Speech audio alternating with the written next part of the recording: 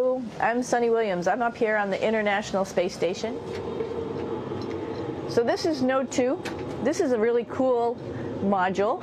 Of course, most of these modules you'll see they have 4 sides and they're put together. That way we could sort of work on a flat plane, either a wall, a floor, another wall, or the ceiling. But you know, again, all you have to do is turn yourself and your reference changes.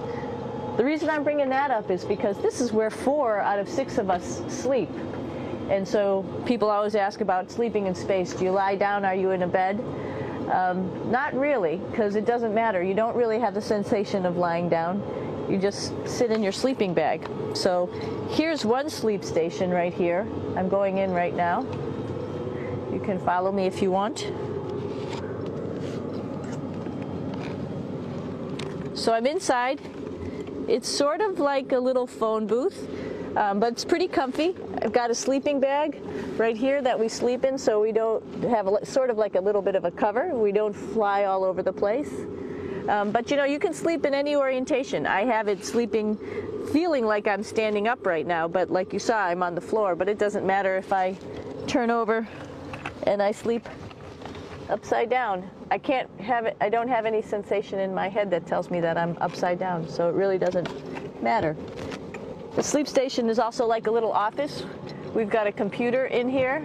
As you can see, we've got a couple little toys. I've got some books.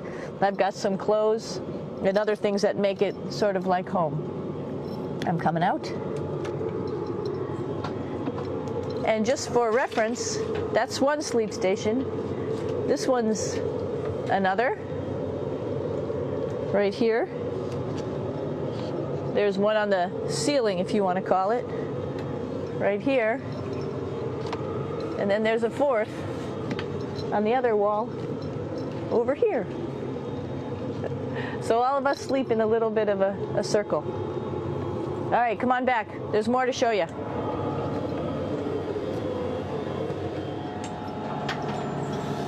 I know that there's some questions about how to use the bathroom and how do you actually live in space like normal, like at home. I mentioned real quickly about getting up in the morning and brushing your teeth and washing your face. Well, how do you do that? Well, here is the bathroom essentially. You get up in the morning and we have a little kit and it has all the essential things that you need, like your toothbrush and toothpaste and brush. See how much better the brush makes my hair look? I'm just joking. It still stands up straight. It doesn't matter where you are. It's always going to stand up straight while you're up in space. A lot of people ask about toothbrush and toothpaste. So, luckily enough, toothpaste, you can do it upside right this way, is sticky, and so it sticks to your toothbrush. No problem. Another cool thing is that water sticks to your toothbrush too. If you can see it, I'll have some water come out. The water is pretty neat up in space. It'll stick to your toothbrush and it will make a big bubble, and that's just by surface tension. And then you can drink it. So a lot of people ask about what do you do with the toothpaste after you brush your teeth.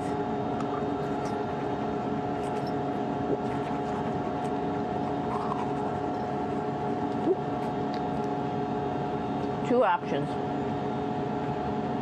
Swallow it, and it's sort of like mouthwash, but it tastes a little gross. Or you can just spit it out in a paper towel, and then you don't have to worry about it. Swallowing thing I wouldn't recommend at home. I'm only up here for 4 months, so it's not that bad.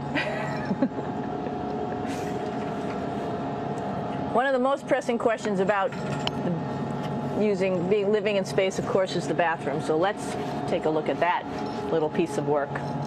Come on in.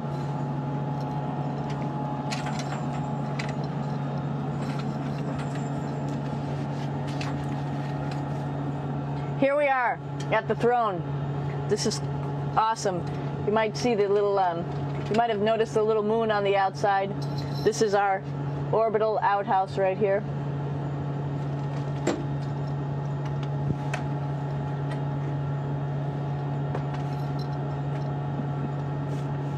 And of course, it serves for two functions. Number 2, right here. I'll show you.